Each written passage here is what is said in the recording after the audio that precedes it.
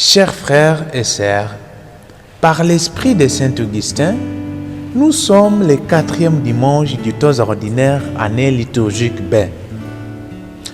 Dans la première lecture, Moïse annonce que Dieu fera surgir un prophète à l'avenir. En plus, ce prophète parlera au nom de Dieu ou bien simplement les porte-parole de Dieu, un prophète comme Moïse, un prophète par excellence. C'est pour cela que la liturgie de la parole nous fait connaître en Jésus les prophètes annoncés par Moïse. Les enseignements de Jésus nous laissent étonnés par sa nouveauté de sa parole et à nous remettre en marche à sa suite. Donc, dans cette réflexion dominicale, nous allons voir pourquoi Jésus enseigne-t-il avec autorité à Capharnaüm. Pourquoi l'assemblée à la synagogue était-elle étonnée à ses enseignements? Enfin, quels enseignements pourrions-nous en apprendre?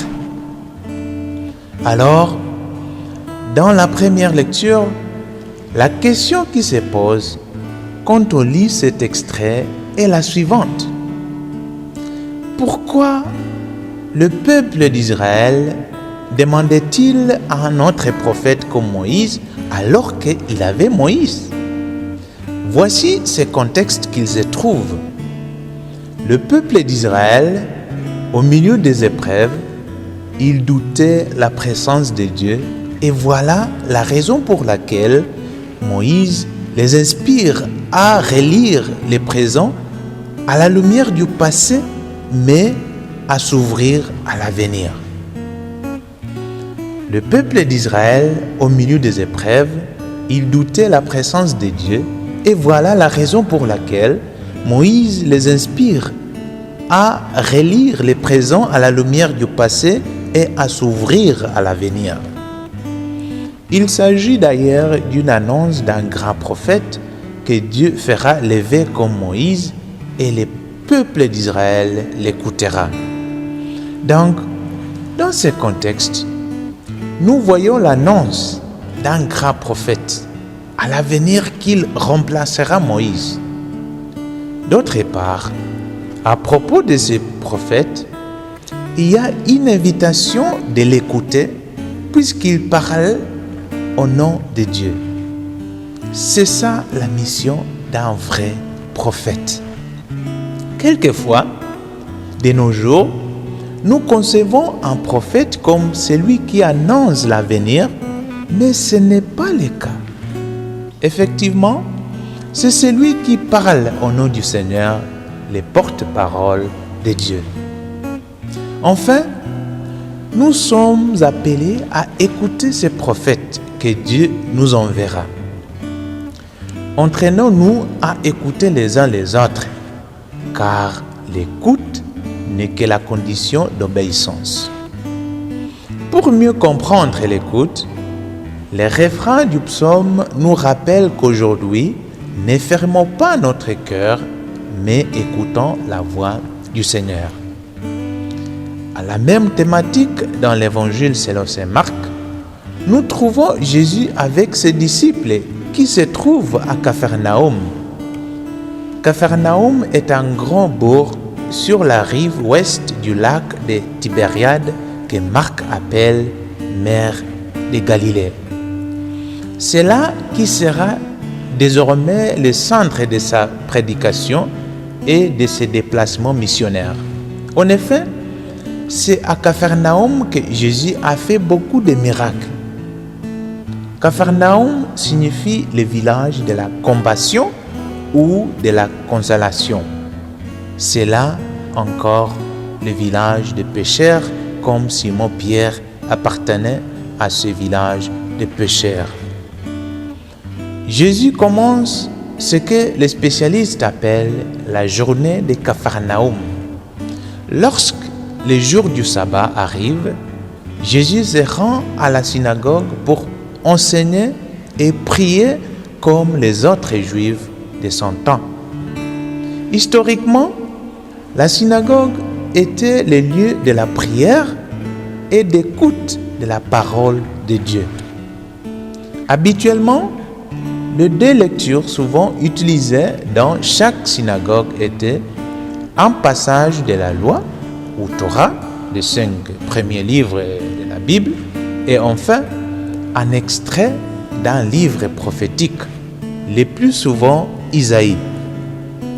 Par contre, quand Jésus était en train d'enseigner avec autorité, effectivement, tout le monde le regardait et l'écoutait avec beaucoup d'intérêt exceptionnel. Soudain, un homme possédé par un mauvais esprit interrompt les enseignements de Jésus dans cette synagogue de Capharnaüm. Cet homme possédé s'est mis à crier « Que veux-tu, Jésus de Nazareth? Es-tu venu pour nous perdre ?» Aussitôt, Jésus l'interpelle vivement en disant « Silence, sors de cet homme !»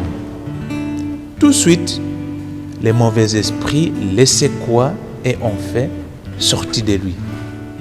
Vraiment, Jésus apporte la paix, la consolation et la restauration à cet homme-là.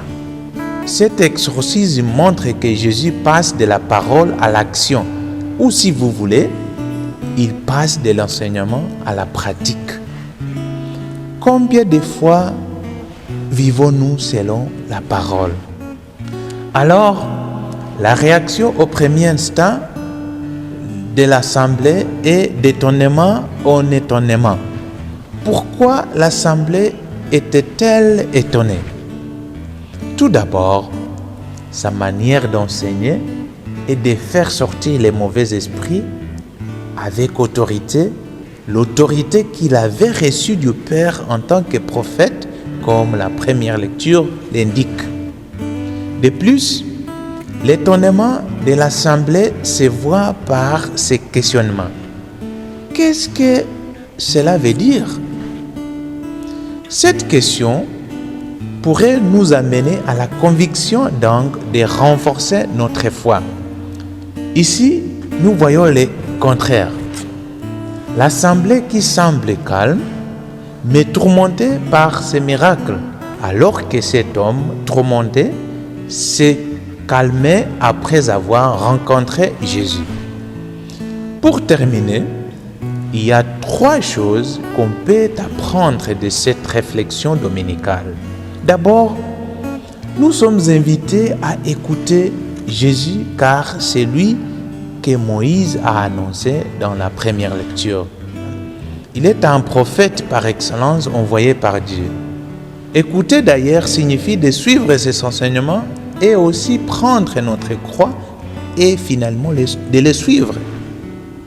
Ensuite, Jésus qui enseignait avec autorité nous apprend que c'est lui seul qui peut apaiser nos vies tourmentées par la souffrance psychique ainsi qu'émotionnelle. Il est victorieux sur le mal. En effet, Jésus enseigne plus que les scribes. Comment? Parce qu'il dépasse de la parole à l'action.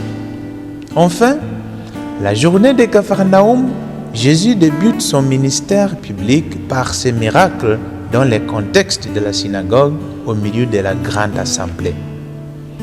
Il y a un grand besoin de faire l'exorcisme. Écoutons ce que l'Église nous enseigne au nom du Christ et sous la conduite de l'Esprit Saint. Celui qui vous écoute m'écoute. Et alors, heureux celui qui écoute la parole de Dieu, car c'est la parole de la vie éternelle. Aujourd'hui, ne fermons pas notre cœur, mais écoutons la voix du Seigneur. Amen. Bon dimanche à tous.